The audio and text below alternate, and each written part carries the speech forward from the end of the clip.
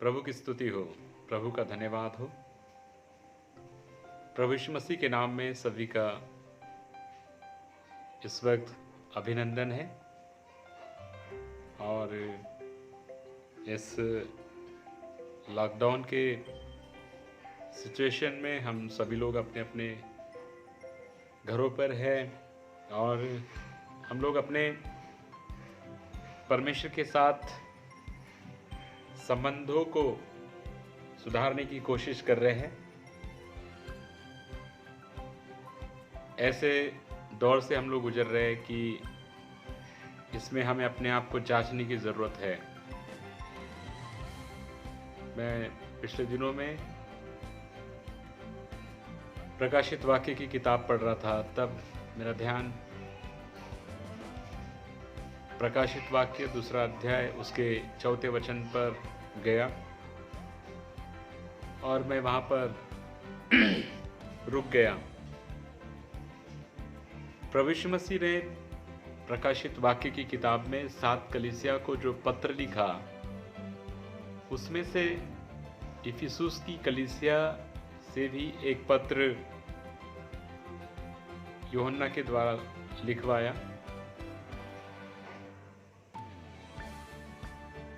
प्रकाशित वाक्य 2 अध्याय और उसके 4 वचन में इस प्रकार से लिखा है, पर मुझे तेरे विरुद्ध यह कहना है कि तूने अपना पहला सा प्रेम छोड़ दिया है। ये बातें प्रभु यीशु मसीह ने इफिसुस की कलीसिया से कही थी, जो यूहन्ना ने लिखी। और ऐसे समय में बहुत ही महत्वपूर्ण है कि हम अपने प्रेम को जो परमेश्वर से रखते हैं जांचे और परखे। हम इस बात को मानते हैं कि ये प्रभु यीशु मसीह की ओर से शिकायत नहीं है, परंतु चेतावनी भरा एक पत्र इफिसुस की कलीसिया से यूहन्ना के द्वारा लिखवाया था प्रभु यीशु मसीह ने। और वो पत्र आज संसार की कलीसिया जितनी इस समय में वर्तमान है, सभी से वो पत्र आज लागू होता है। मसीह और उसके वचन के प्रति गहरा प्रेम और भक्ति, यह है पहला सा प्रेम। और हम यहाँ पर देखते हैं कि प्रभु यीशु मसीह इफिसुस की कलीसिया से पहला सा प्रेम इस विषय पर बात करते हैं। हम लोग प्रकाशित वाक्य और उसका 2 अध्याय निकाल कर पढ़ेंगे इस वक्त।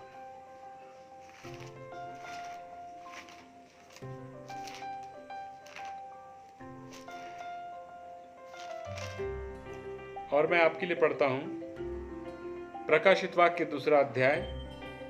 इफिसुस की कलीसिया के दूत को यह लिख, जो 7 तारे अपने दाहिने हाथ में लिए हुए और सोने की 7 दीवटों के बीच में फिरता है, वह यह कहता है कि मैं तेरे काम और तेरे परिश्रम और तेरे धीरज को जानता हूँ, और यह भी कि तू बुरे लोगों को देख नहीं सकता, और जो अपने आप को प्रेरित कहते हैं और है नहीं, उन्हें तूने परख कर झूठा पाया। तू धीरज धरता है और मेरे नाम के लिए दुख उठाते उठाते थका नहीं, पर मुझे तेरे विरुद्ध यह कहना है कि तूने अपना पहला सा प्रेम छोड़ दिया है। तो यहाँ पर हम बात करते हैं पहले से प्रेम के विषय में।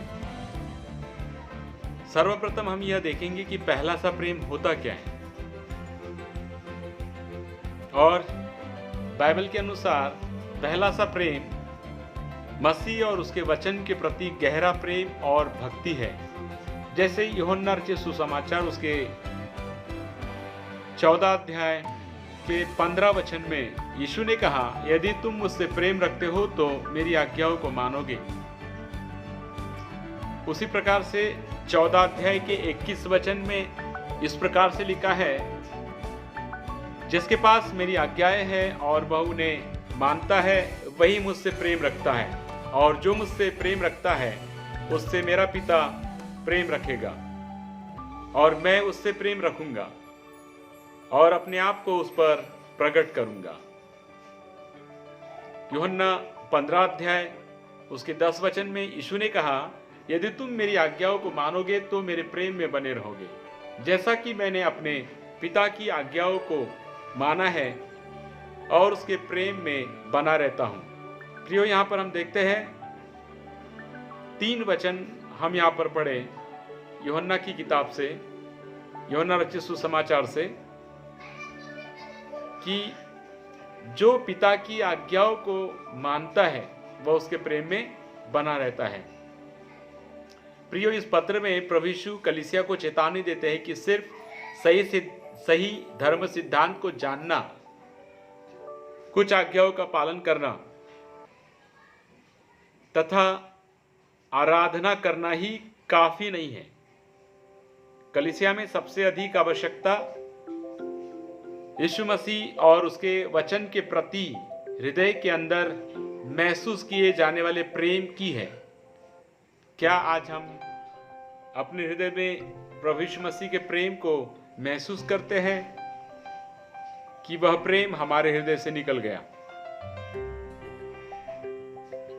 वह प्रेम प्रभु यीशु मसीह ने हमारे हृदय से नहीं निकलवाया, परंतु हम उसके लिए जिम्मेदार हैं। अभी यहां पर हम यह बात करते हैं कि हम यीशु के प्यार को सचमुच हृदय में महसूस करते हैं कि नहीं। प्रिय, हृदय में महसूस करना यह गंभीरता को दर्शाता है, और गंभीरता तभी आती है जब हम उस बात को महत्व या आदर देते हैं।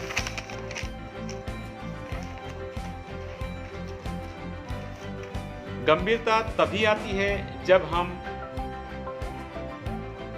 उस विषय पर सोचते या मनन करते हैं। गंभीरता तभी आती है जब हम उस व्यक्ति के लिए अपना समय देते हैं।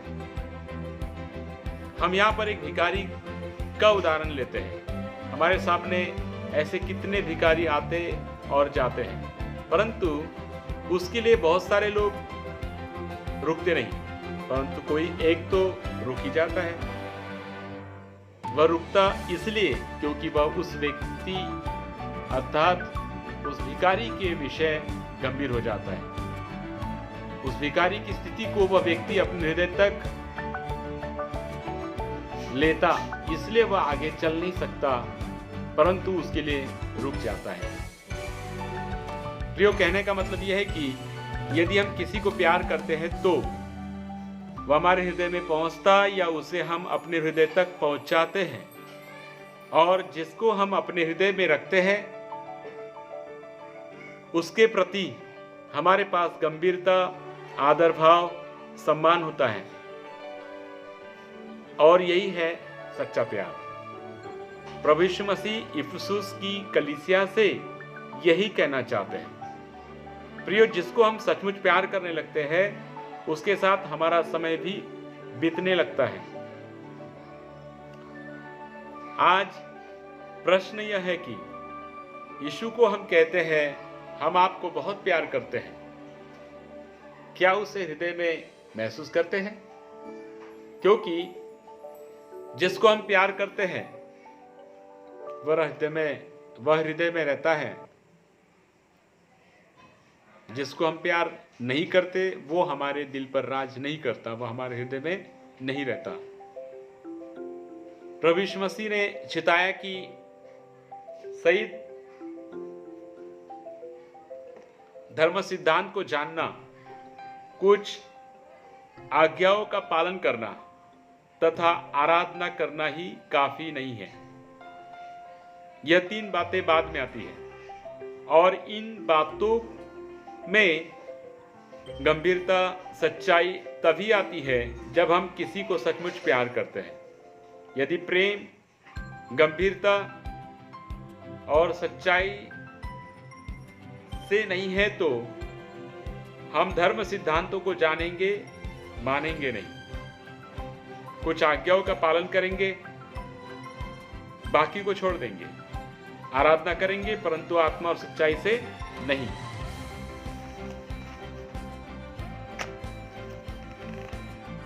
जैसे कि दूसरा कुरिन्थियों 11 अध्याय उसके तीसरे वचन में पौलुस कहता है, परंतु मैं डरता हूं कि जैसे सांप ने अपनी चतुराई से हवा को बहकाया, वैसे ही तुम्हारे मन उस सिधाई और पवित्रता से जो मसीह के साथ होनी चाहिए कहीं भ्रष्ट ना किए जाएं।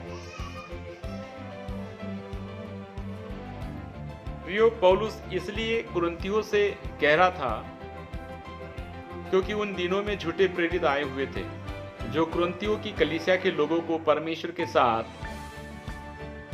जो सच्चा प्रेम था दूर कर सकते थे। जैसा आदन की वाटिका में सांप अर्थात शैतान ने अपनी चतुराई से हवा को बहकाया। उत्पत्ति 3 अध्याय के 4 वचन में लिखा है, तब सर्प ने स्त्री से कहा, तुम निश्चय न मरोगे। अब यहां पर परमेश्वर ने जो बातें आदम से कही थी उस पर सर्प अर्थात शैतान कुछ अलग प्रकाशन लेकर आता है, कुछ अलग प्रकाश डालता है उन पर।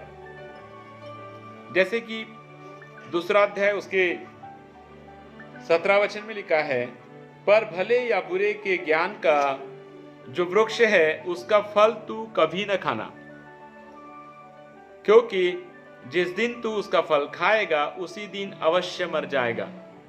अब यहां पर एक जगह लिखा है, उत्पत्ति 3 अध्याय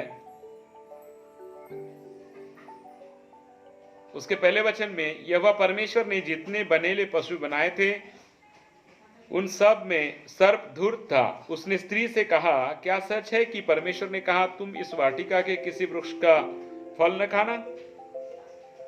स्त्री ने सर्प से कहा, इस वाटिका के वृक्षों के फल हम खा सकते हैं, पर जो वृक्ष वाटिका के बीच में है उसके फल के विषय में परमेश्वर ने कहा है कि तुम न तो उसको खाना और न उसको छूना, नहीं तो मर जाओगे। लेकिन शैतान यहां पर उनको भ्रष्ट करता है, उनके बीच के प्रेम को भ्रष्ट करता है। परमेश्वर और आदम हवा के बीच में उनका जो प्रेम था उस प्रेम को उसने अपनी बातों से भ्रष्ट किया। लेकिन यह शैतान का काम था कि वो कुछ भी बोल दे, परंतु आदम और हवा का काम यह था कि कोई उनसे कुछ भी बोले परंतु उन्हें परमेश्वर के वचन पर विश्वास करना और उसी के अनुसार चलना, उसी पर स्थिर रहना। परंतु वे स्थिर न रह सके, उन्होंने शैतान के बातों पर विश्वास करके वैसा ही किया। प्रॉब्लम यही हुआ। इसलिए दूसरा कुरिन्थियों 11 अध्याय के 3 वचन में पौलुस कहता है, परंतु मैं डरता हूं कि जैसे सांप ने अपनी चतुराई से हवा को बहकाया, वैसे ही तुम्हारे मन में उस सिधाई और पवित्रता से जो मसीह के साथ होनी चाहिए कहीं भ्रष्ट ना किए जाए। ऐसा क्यों कहा था पौलुस ने? क्योंकि उन दिनों में, उस समय में झूठे प्रेरित वहां पर आकर झूठी शिक्षा को दिया करते थे। तो प्रेम में भ्रष्टता कहां से आई? झूठी शिक्षा के कारण। अदन की वाटिका में शैतान ने झूठी बातों को बोया परमेश्वर के विरोध में, और हवा और आदम ने उस पर विश्वास करके वैसा ही किया। बल्कि उनको परमेश्वर की आज्ञाओं को मानना था। प्रेम में भ्रष्टता आने से व्यक्ति परमेश्वर के साथ अपने हृदय में सिधाई और पवित्रता संभाल नहीं पाता।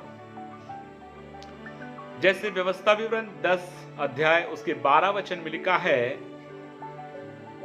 परमेश्वर ने कहा, अब हे इज़राइल, तेरा परमेश्वर यहोवा तुझसे इसके सिवाय और क्या चाहता है कि तू अपने परमेश्वर यहोवा का भय माने और उसके सारे मार्गों पर चले, उससे प्रेम रखे और अपने पूरे मन और अपने सारे प्राण से उसकी सेवा करे। यह वचन आज्ञापालन और पूर्णता से प्रेम करने के विषय कहता है। यदि आज्ञापालन करना है तो पूर्णता से, ऐसा नहीं कि कुछ आज्ञाओं को मानना और कुछ को नहीं, धर्म सिद्धांतों को जानना परंतु नहीं मानना या आराधना करना। ऐसा करने से प्रेम में पूर्णता नहीं आती, क्योंकि मसीह के प्रति सच्चे प्रेम का परिणाम होता है उसकी पूरे हृदय से भक्ति, जीवन की शुद्धता और सत्य प्रेम। जैसे मत्ती रचित सुसमाचार उसके 22 अध्याय के 37 और 39 वचन में इस प्रकार से लिखा है, तू प्रभु अपने परमेश्वर से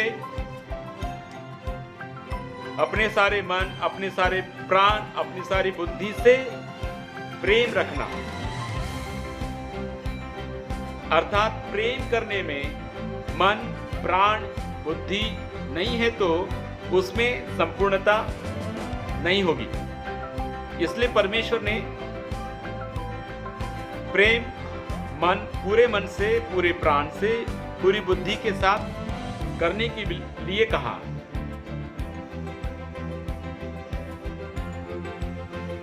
इसकी स्पष्टता 39 वचन में है। अपने पड़ोसी से अपने समान प्रेम रखना। अपने समान, हम अपने आप को कितना प्यार करते हैं? बहुत प्यार करते हैं, बहुत अच्छे से प्यार करते हैं, अच्छे से चाहते हैं, खुद के विषय में बहुत अधिक ध्यान देते हैं। अब यहाँ पर अपने समान प्रेम रखना, यहाँ अपने समान यह शब्द महत्वपूर्ण है। अपने आप को जब हम प्रेम रखते हैं तब हम खुद के लिए 99% नहीं, 99% नहीं, परंतु 100% हम प्रेम करना चाहते हैं। जब हम खुद के लिए नींद में, भोजन में, मनोरंजन में, वस्त्रों में, इलाज के लिए, जीवनावश्यक वस्तुओं में कोई भी समझौता नहीं करना चाहते हैं, इसमें हमें अच्छा और उत्तम चाहिए, तो फिर परमेश्वर और पड़ोसी के लिए फर्क क्यों? क्योंकि जब हम खुद को प्यार करना चाहते हैं तो 99% हमें पसंद नहीं। हम चाहते हैं कि हम खुद को 100% प्रेम रखें और वस्तुएं या हमसे संबंधित जो भी कार्य है, व्यवस्था है, आवश्यकताएं हैं, वो पूरी 100% हमें चाहिए होती है। 99% से हम समाधान को प्राप्त नहीं करते, तो फिर बात ये होती है, इसमें हमारा स्वार्थ दिखाई पड़ता है। यदि हमारा व्यवहार दूसरों के लिए ऐसा है तो हम कैसे कह सकते हैं कि पूरे मन से, सारे प्राण से और संपूर्ण बुद्धि से या अपने समान प्रेम रखते हैं, अर्थात 100%। इसलिए परमेश्वर ने एक हमारा प्रेम या स्वभाव, प्रेम से संबंधित स्वभाव को परखने के लिए ये वचन हमें दिया, या हमसे परमेश्वर कहता है कि हम जैसे अपने आप को प्रेम करते हैं वैसे ही अपने पड़ोसी से प्रेम रखें। और बाइबल बताती है कि यदि हम प्रेम में निपुण हैं या प्रेम में सही है तो सब बातों में हम लोग सही है। यूहन्ना 21 अध्याय उसके 15 वचन में लिखा है, भोजन करने के बाद यीशु ने शमौन पतरस से कहा, हे शमौन, यूहन्ना के पुत्र, क्या तू इनसे बढ़कर मुझसे प्रेम रखता है? उसने उससे कहा, हाँ प्रभु, तू तो जानता है कि मैं तुझसे प्रीति रखता हूँ। यीशु ने उससे कहा, मेरे मेमनों को चरा। यहाँ पर बात होती है कि यदि हम प्रभु यीशु मसीह को प्यार करते हैं तो उसके मेमनों को हम चराएंगे। यानी अर्थात कार्य से संबंधित यह बात है।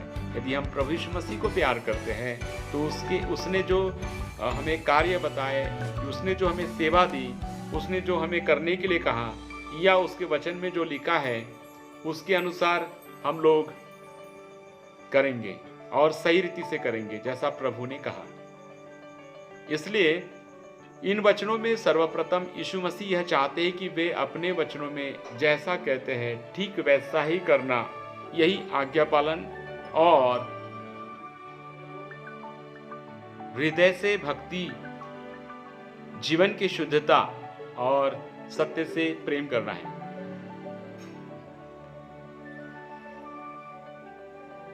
जो उसके वचन में लिखा है वैसा ही करने से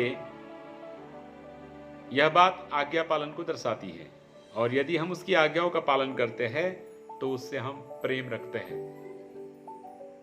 प्रभु यीशु मसीह ने भी अपने विषय में यही कहा यूहन्ना 15 अध्याय में। उसी प्रकार से हम लोग आगे जाएंगे।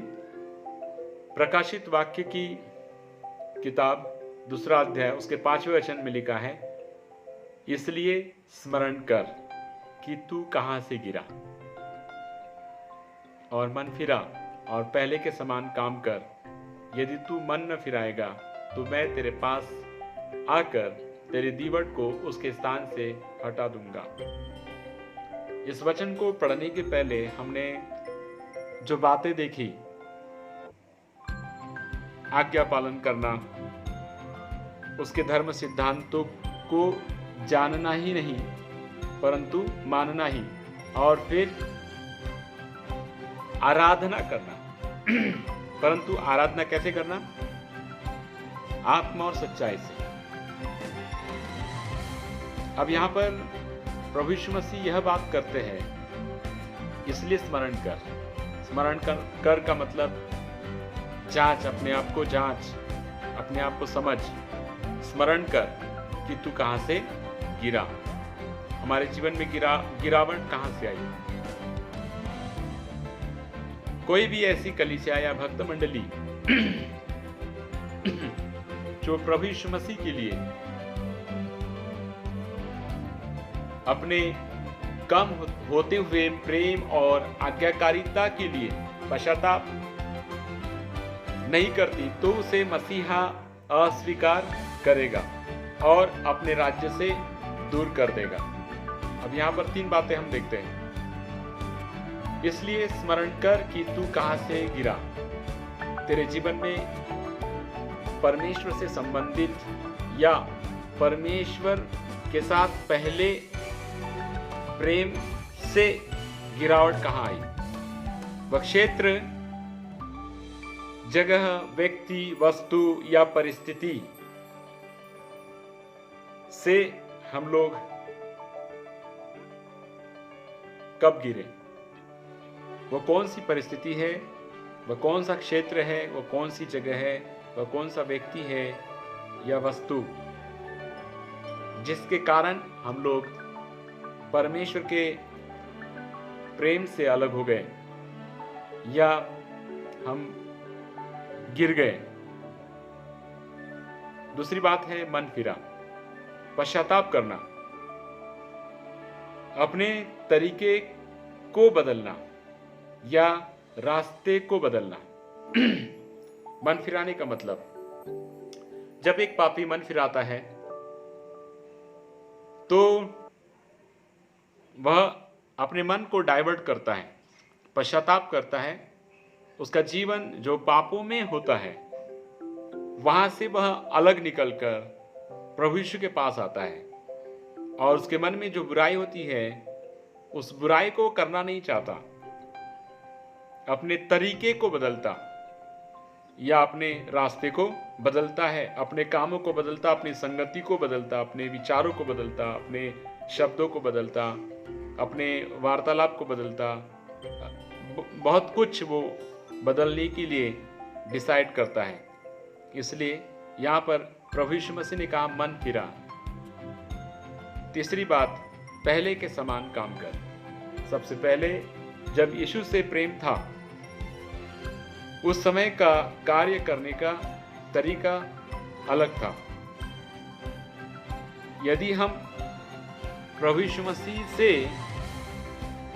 पहला सा प्रेम नहीं करते, तो अब जबकि हम चाहते हैं कि हम उसके साथ पहले के समान प्रेम करें या पहला का सा प्रेम करें, जैसे जब उस सर्वप्रथम जब यीशु मसीह को हमने अपने प्रभु और उद्धारकर्ता के रूप में स्वीकार किया था, उद्धार पाया, छुटकारा पाया,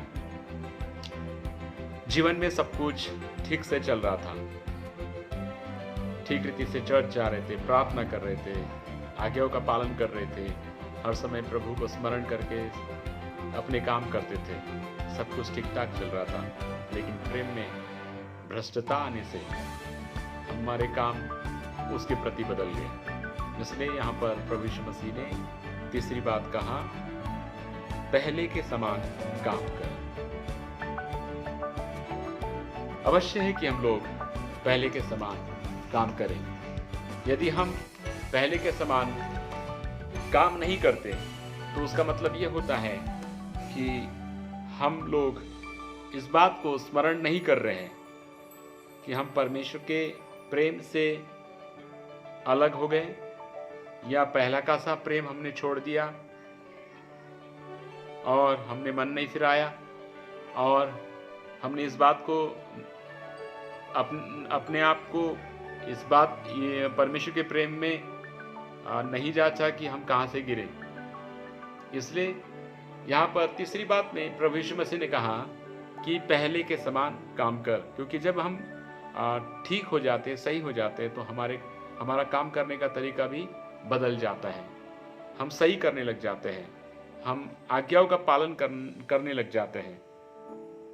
ऐसा नहीं है कि परमेश्वर हमें माफ नहीं करते, वह हमें बहुत बार माफ करना चाहते हैं। और यदि हमने माफी प्राप्त कर ली, क्षमा प्राप्त कर ली है, तो अवश्य है कि हम अपने मन को फिराएं, और यदि हमने मन फिराया है तो हमारे काम करने का तरीका बदल जाएगा। पहले के समान हम लोग काम करने लग जाएंगे। अब हम लोग आगे देखते हैं प्रकाशित वाक्य 2 अध्याय का 6 वचन। और यहाँ पर प्रभु यीशु मसीह ने कहा, पर हाँ, तुझ में यह बात तो है कि तू निकुलइयों के कामों से घृणा करता है, जिससे मैं भी घृणा करता हूं। अब यहाँ पर एक शब्द आया, निकुलइयों के कामों से घृणा करना। हम लोग परमेश्वर के साथ प्रेम नहीं रखते, पहला का सा प्रेम हमने छोड़ दिया। इसका मतलब सारी बातें गलत करते हैं, ऐसा नहीं है। जैसे इसके पहले हमने देखा ना कि कुछ आज्ञाओं का पालन करते हैं और कुछ को हम छोड़ देते हैं। तो यहाँ पर प्रभु यीशु मसीह इफिसुस की कलीसिया से कहते हैं कि निकुलियों के कामों से तू घृणा करता है, ये बात तुझ में पाई जाती है, जिससे मैं भी घृणा करता हूँ। अब हम यहाँ पर देखते हैं निकुलियों की शिक्षा क्या है। यह शिक्षा बिलाम की शिक्षा के समान है। आगे हम लोग यदि पढ़ते हैं तो वहां पर बिलाम की शिक्षा के विषय में लिखा है, लैंगिक अनैतिकता से मसीह में पाए जाने वाला उद्धार प्रभावित नहीं होता। ये निकुलियों की शिक्षा थी और बिलाम की शिक्षा भी सेम ऐसी थी। नया नियम स्पष्ट रूप से इसके विपरीत शिक्षा देता है। ऐसे लोग परमेश्वर के राज्य के अधिकारी नहीं होंगे। यहाँ पर लैंगिक अनैतिकता का मतलब व्यभिचार, और बाइबल बताती है कि व्यभिचार करने वाले या व्यभिचारी स्वर्ग में नहीं जाएंगे। सॉरी। जैसे कि 1 कुरिन्थियों उसके 6 अध्याय के 9 और 10 में लिखा है क्या तुम नहीं जानते कि अन्यायी लोग परमेश्वर के राज्य के वारिस नहीं होंगे? धोखा न खाओ, न वेश्यागामी, न मूर्ति पूजक, न परस्त्रीगामी, न लुच्चे, न पुरुषगामी, न चोर, न लोभी, न पियक्कड़, न गाली देने वाले, न अंधेर करने वाले परमेश्वर के राज्य के वारिस होंगे। परमेश्वर ऐसे कामों से घृणा करता है जो यह शिक्षा देता है कि हम उद्धार पाने के साथ साथ अनैतिक जीवन भी जी सकते हैं। और कलीसिया में, बहुत सी कलीसियाओं में या हर एक कलीसियाओं में कुछ ना कुछ लोग इस प्रकार से पाए जाते हैं कि उन्होंने उद्धार तो पाया है परंतु उनके कुछ काम अभी भी जो गलत है उनके साथ है, और उन्होंने उन कामों से, जब प्रभु यीशु मसीह को उन्होंने ग्रहण किया था तब तो पश्चाताप किया था, परंतु वे कुछ सालों या कुछ दिनों या कुछ वर्षों के बाद उन्हीं कामों को वे फिर से करने लगे। इसलिए उद्धार पाने के साथ साथ अनैतिक जीवन भी जी सकते हैं, यह झूठी शिक्षा है। कभी कभी पास्टर भी डायरेक्ट उन विश्वासियों को कह नहीं पाते कि तुम व्यभिचार भी करते और प्रभु से प्रार्थना भी करते हैं और कलीसिया में आते, वचन पढ़ते, प्रार्थना करते हैं। ये दोहरा जीवन जिससे परमेश्वर घृणा करता है। महत्वपूर्ण बात यह है कि उससे घृणा करना मसीह के प्रति विश्वास योग्य लोगों की विशेषता है। अवश्य है कि हम ऐसे दोहरे जीवन से घृणा करें, और ये मसीह के प्रति विश्वास योग्य लोगों की विशेषता है। कभी कभी पास्टर को भी संकोच होता है कि लोगों को कैसे समझाए। वह संकोच करता या परमेश्वर के दास थोड़ा पीछे हटते इस बात को बोलने से। यदि हम कलीसिया के लोगों को इस प्रकार की बातें या इस प्रकार से उनको सलाह देंगे तो वो बुरा मानेंगे और कलीसिया में नहीं आएंगे, और वे दशमांश नहीं देंगे और कलीसिया की आर्थिक परिस्थिति बिगड़ जाएगी। इस कारण या कलीसिया को छोड़कर चले जाएंगे, इस बात का डर होने के कारण वे लोग सच्ची शिक्षा को दे नहीं पाते। परंतु ये बहुत ही गंभीर बात है कि कलीसिया में आज भी बहुत सारे लोग दोहरा जीवन जीते हैं और उन्हें ऐसा लगता है कि हमारे पापों की क्षमा तो हो गई है और जो कुछ हम करते हैं उसको हम शाम को या सुबह माफ़ी मांग ही लेते हैं। लेकिन यह सही पश्चाताप नहीं है। सही पश्चाताप का मतलब यह है कि जिन पापों को या जिन गुनाहों को हम करते हैं, जिन गलती में हम हैं, उसके प्रति पूरा निर्णय ले लें कि इसके बाद इन पापों को, इन कामों को, गलत बातों को हम नहीं करेंगे, और जो नहीं करते वही सच्चा पश्चाताप है। तो इससे हमें घृणा करने की आवश्यकता है। इसलिए प्रकाशित वाक्य 2 अध्याय के 6 वचन में प्रभु यीशु मसीह ने यूहन्ना से लिखने के लिए कहा कि इन बातों को लिख कि तुझ में यह बात तो है कि तू निकुलइयों के कामों से घृणा करता है, जिससे मैं भी घृणा करता हूं। लेकिन ठीक है, कुछ आज्ञाओं का पालन करने से, कुछ बातों को मानने से और कुछ को छोड़ देने से नहीं चलेगा। मसीह जीवन सच्चाई, पवित्रता और हृदय की सच्चाई, गंभीरता पर बहुत महत्व रखता है। यदि हम कुछ को मानते, कुछ बातों को मानते और कुछ बातों को छोड़ देते, कुछ आज्ञाओं को छोड़ देते हैं, तो ये सही जीवन नहीं है। परमेश्वर चाहता है कि हम पूरी तरह बदल जाएं। इसलिए भजन संहिता में 139 अध्याय के 21 वचन में लिखा है, हे यहोवा, क्या मैं तेरे बैरियों से बैर न रखूं और तेरे विरोधियों से रूठ न जाऊं। उसी प्रकार से नीति वचन 8 अध्याय के 13 वचन में लिखा है, यहोवा का भय मानना बुराई से बैर रखना है। यदि हम परमेश्वर से भय रखते या परमेश्वर का भय रखते हैं तो हम क्या करेंगे? बुराई से बैर रखेंगे। यदि हम परमेश्वर को जानते हैं, मानते हैं, उसका भय मानते हैं, तो उसका दूसरा रूप हमें यह दिखाई देगा कि बुराई से हम लोग बैर रखते, बुराई नहीं करते या बुराई करने वालों से हम लोग दूर रहते हैं।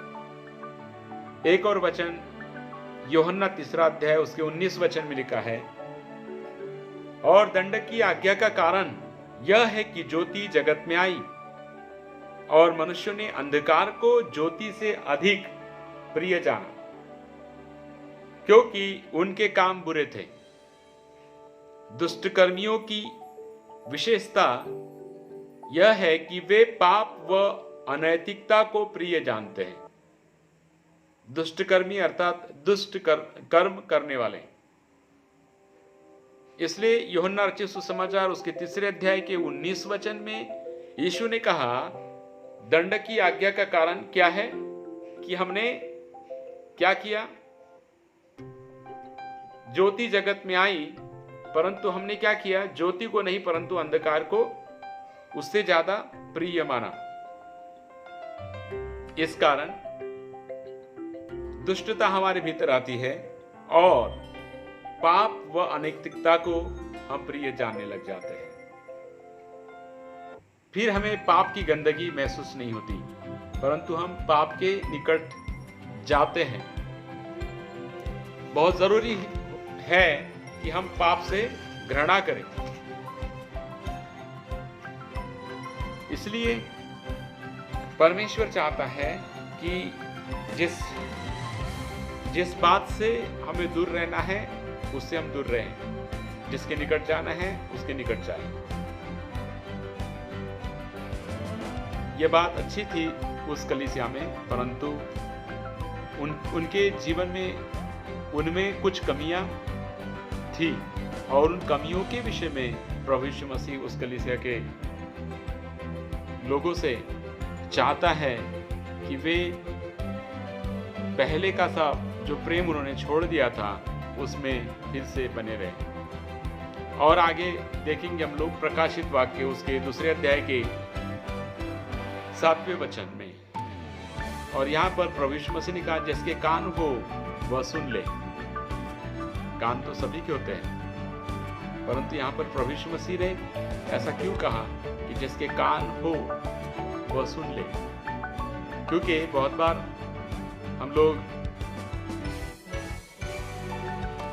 देखते तो हैं, सुनते तो हैं, लेकिन ध्यान से नहीं सुनते, उस पर मन नहीं लगाते।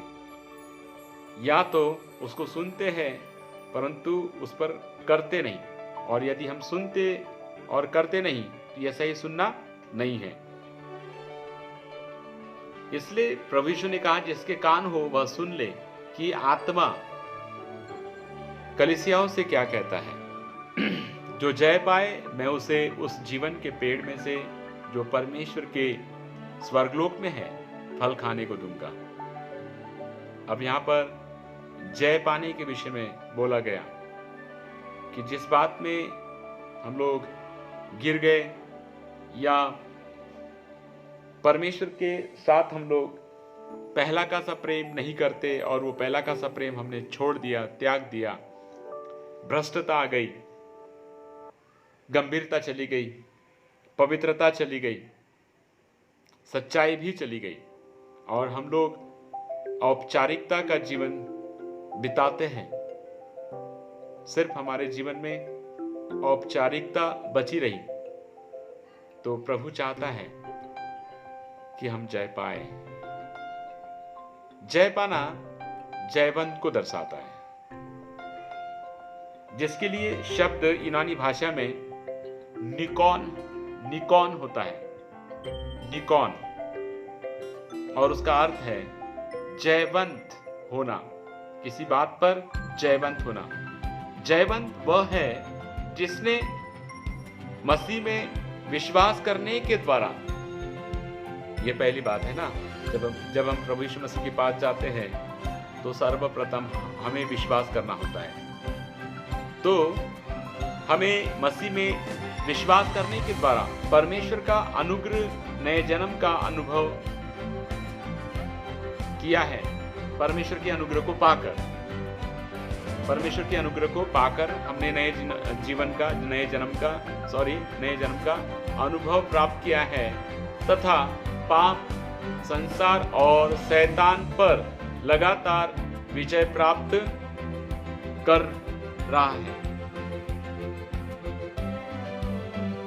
जो व्यक्ति जयवंत है वह क्या करता है? प्रभु यीशु मसीह पर विश्वास करता, परमेश्वर पर विश्वास करता है और परमेश्वर के अनुग्रह को पाकर वो नया जन्म का अनुभव प्राप्त करता है, तथा पाप, संसार और शैतान पर लगातार विजय प्राप्त करते रहता है। मसीह जीवन जयवंत जीवन है।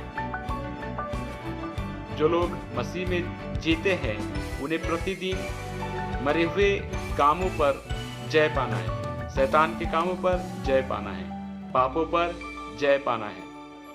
जो गलत काम है उस पर हमें जयवंत होना है।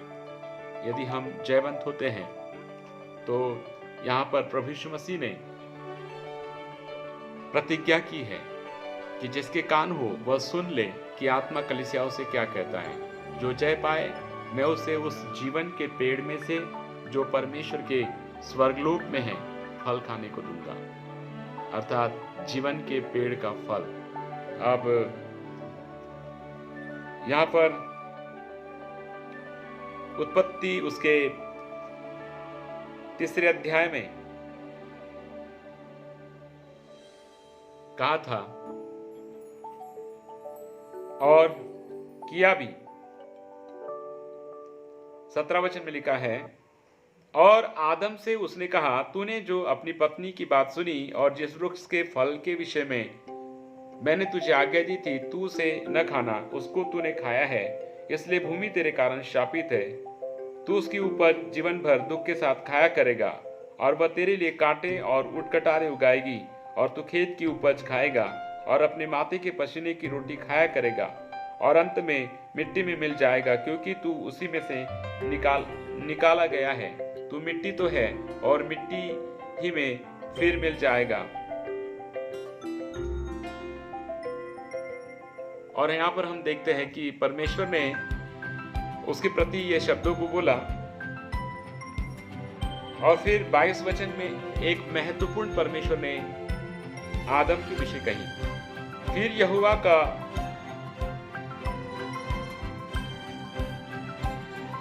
वचन ये कहता है, फिर यहोवा परमेश्वर ने कहा, मनुष्य भले बुरे का ज्ञान पाकर हम में से एक के समान हो गया है, इसलिए अब ऐसा ना हो कि वह हाथ बढ़ाकर जीवन के वृक्ष का फल भी तोड़ के खा ले और सदा जीवित रहे।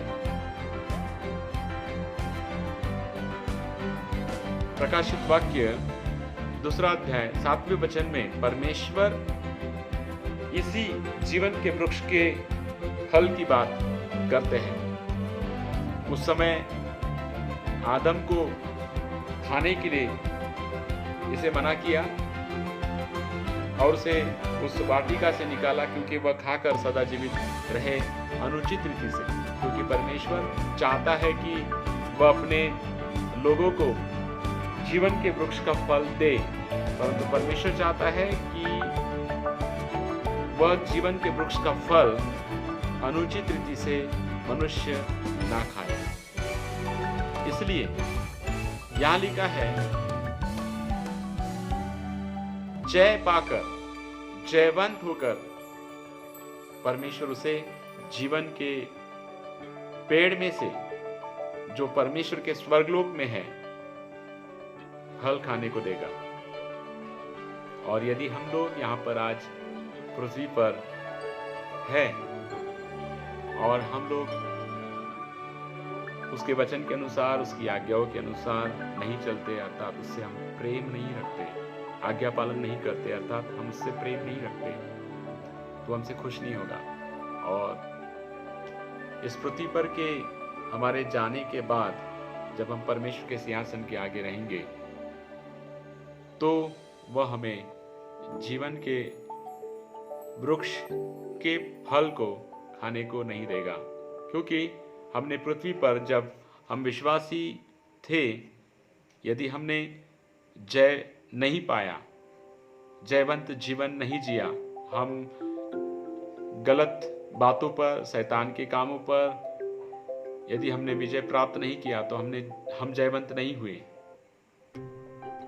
उसके उपरांत हमें परमेश्वर स्वर्ग में जीवन के वृक्ष के फल को खाने को नहीं देगा, और यह हमारे लिए बहुत ही दुख की बात होगी। इसलिए प्रियो, बहुत ही महत्वपूर्ण है कि हम लोग परमेश्वर के साथ में पहले प्रेम में फिर से पड़ जाएं, पहला का सा प्रेम करें और उसके प्रिय हो जाएं, उसकी आज्ञाओं का पालन करें। परमेश्वर ऐसे जीवन से प्रसन्न होते हैं। यदि हम ऐसा करते हैं, परमेश्वर हमें माफ करें। हम इस बात को स्मरण करें कि हम कहाँ से गिरे या हमारे प्रेम में कहाँ से गिरावट आई। यदि हम इस बात को स्मरण करते हैं कि हम कहाँ से गिरे, गिरावट कहाँ से आई, तो हम लोग समझ पाएंगे और हम लोग मन फिराएंगे और पहले के समान काम करने लगेंगे। आइए हम लोग प्रार्थना करेंगे। हमारे जीवित परमेश्वर पिताजी, प्रभु यीशु मसीह, खुदावन, हम प्रार्थना करते हैं। इस वक्त हम प्रार्थना करते परमेश्वर पिता कि हम लोग स्मरण करें कि हम कहाँ से गिरे, मन फिराए और पहले के समान काम करें। हमारे प्रत्येक गुनाह और पापों को क्षमा कर, जितने लोग इस संदेश को सुनते हैं खुदावत, वे सब लोग स्मरण करें, मन फिराए और पहले के समान काम करें। अपना रिश्ता जो प्रभु यीशु मसीह के साथ में बिगड़ चुका है उसे सुधारें और प्रभु यीशु मसीह के साथ पहले का सा प्रेम करें, ताकि परमेश्वर और प्रभु यीशु मसीह और पवित्र आत्मा जब हम उनके साथ में पहला का सा प्रेम करते हैं, प्रसन्न हो जाए और हम जयवंत हो जाएं, ताकि जब हम स्वर्ग में जाएंगे जीवन के वृक्ष के फल को परमेश्वर की ओर से हम लोग खाने पाएंगे। धन्यवाद करते परमेश्वर, आपने हमें माफ किया, हम पर हमें क्षमा कर, हमें धोकर शुद्ध और पवित्र कीजिए। हम इस वक्त मन फिराते प्रभु और स्मरण हम लोग करने वाले बन जाएं, मन फिराने वाले बन जाएं। आपने हमें माफ किया, धन्यवाद देते यीशु के नाम से प्रार्थना मांगते हैं, आमीन।